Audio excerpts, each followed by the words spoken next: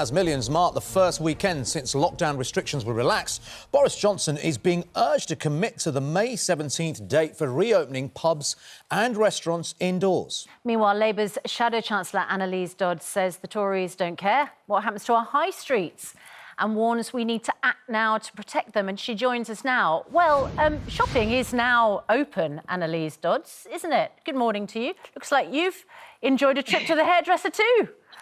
I have. It's quite a new look that I'm getting used to, I must say. But I think many of us are in that position after a very long time of not having been able to go to the hairdresser. So, yes, it's quite a relief, I have to say. Well, normally we wouldn't discuss something like a haircut with a senior politician. But, of course, under these new restrictions, the fact that things like hairdressers are open is actually a politically significant thing, isn't it? Absolutely. And of course, it's so important that we do get our economy open again. And there are very many businesses indeed that are not able to open. Of course, although we've seen outdoor hospitality, we don't have indoor hospitality running. We don't have much of the visitor economy running. Still a lot to be done to make sure that we get our economy firing on all four cylinders again.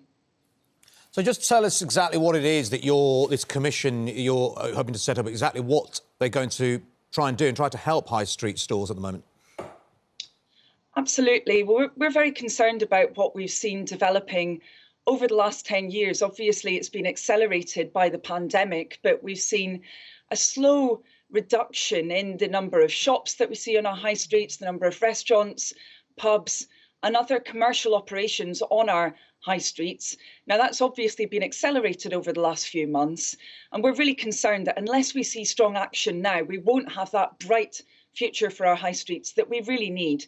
So we've put together this commission with experts from retail, hospitality, from trade unions as well, really to put minds together to think through what the challenges are and what we need to do. I mean, we're very concerned, for example, about the enormous gulf in how businesses based on bricks and mortar on our high streets are taxed compared to those based on the internet. And actually, that's getting even worse. Just today, the Conservatives are pushing through an enormous tax break, which will potentially wipe out the tax that some of the tech giants, for example, have to pay, the corporation tax.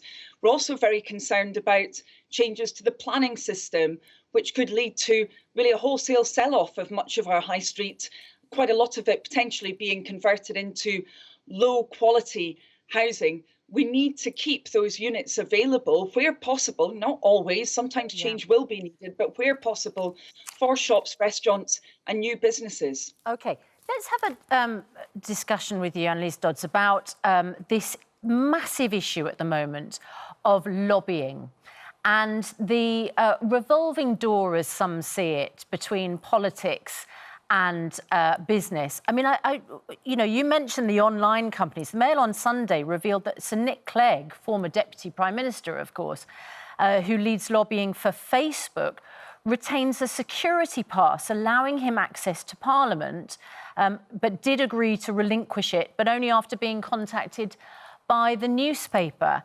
Lord Myners, who's a former Labour minister, is chair of a PR giant, Edelman, and vice chair of a company called Global Counsel.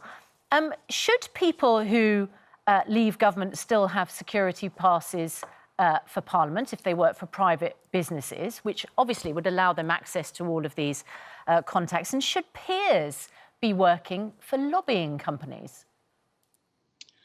Well, actually, we've seen really some quite concerning developments across the piece around lobbying. You'll probably be aware that Labour said that we need to see that lobbying code being tightened up. In fact, Labour argued at the time that it should have been tightened up so that we couldn't have a situation like we saw with David Cameron and Greensill. So I think that really does need to be looked at. Any situations of conflict of interest need to be dealt with. If that involves any inappropriate use of access to Parliament, that needs to be dealt with. But I have to say, as Shadow Chancellor, the aspect of this I'm most concerned about is the potential misuse of public money that we've seen here. I mean, we've had the Chancellor around Greensill, for example, saying that he couldn't be held to account over it. He wasn't responsible for the details of that loan scheme. Well, actually, he announced that loan scheme, hundreds of millions of pounds of public money potentially have been put at risk.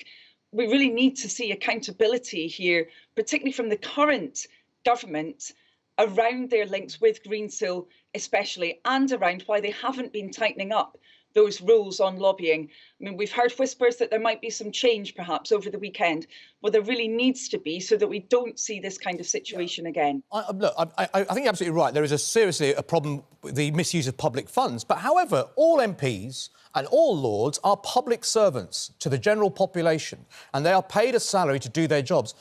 Is there a problem in the fact that they can also earn money as consultants, as employees, or even speaking events for big tech companies? And that happens on... David Lammy himself has done speaking events for Google, etc. Is that really allowed, and is that really a healthy situation to be in?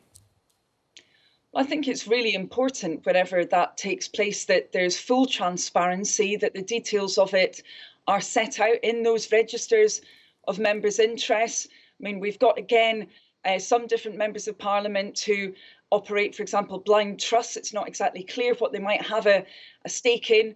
I think that is concerning. There needs to be full transparency there. And there really does need to be accountability. And again, around that use of public money, I do think this is really important, because it seems to be getting lost a bit in some of this debate. We are talking, with the Greensill scandal in particular, about hundreds of millions of pounds of public money, thousands of jobs up and down the country hanging in the balance. We need to make sure that we have a thorough investigation into what took place there, as well as fixing these critical issues around lobbying. Yeah, I mean, look, this is elitism, isn't it? We're talking about corruption in many ways. In other parts of the world, we'll call this corruption. Here, we call it lobbying and cronyism. It is elitism. We've seen another example of elitism overnight with what's happened in the Football League, with 6 of the richest clubs now threatening to break away and form their own European Super League, which will really disappoint fans up and down the country, fans of those clubs and fans of other clubs who look forward to playing some of these big teams. What's your thoughts on that? And is it yet another sign in this country that elitism rules and the poor are just going to get poorer? Well, I'm afraid I agree with your view on this. It is an elitist approach. I think it will be very bad for football indeed. It'll be very bad for fans. And, you know, we were promised that there was going to be a review to put fans at the heart of football in the UK. We've not seen that review, and instead we see this move towards that Super League. I think it would be absolutely terrible for the game and terrible for fans. And, you know, after the year that fans have been through, and indeed clubs, because of course those left behind will potentially find things much harder as well as a result of this change, this is the last news that we needed to hear.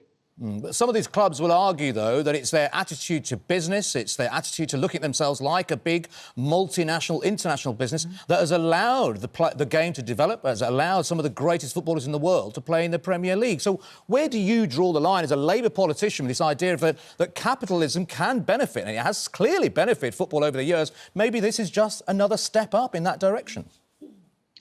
Well, of course, at that level, you are going to see commercial operations with football. But, you know, I think these clubs need to remember where their players come from. And I see them, you know, every Saturday morning when I'm able to take my kids to football. I see how it's a grassroots driven game. You know, the players who start off in those community clubs, who work their way through the leagues, they're the ones who eventually end up playing at that elite level, or who are spotted on those pitches up and down the country playing at different minor clubs. And I'm afraid that's been forgotten, I think, in some of these discussions, that those clubs ultimately at elite level are part of a system. And if they ignore the rest of the system and their fans, they will be doing ultimately a disservice to the game. OK.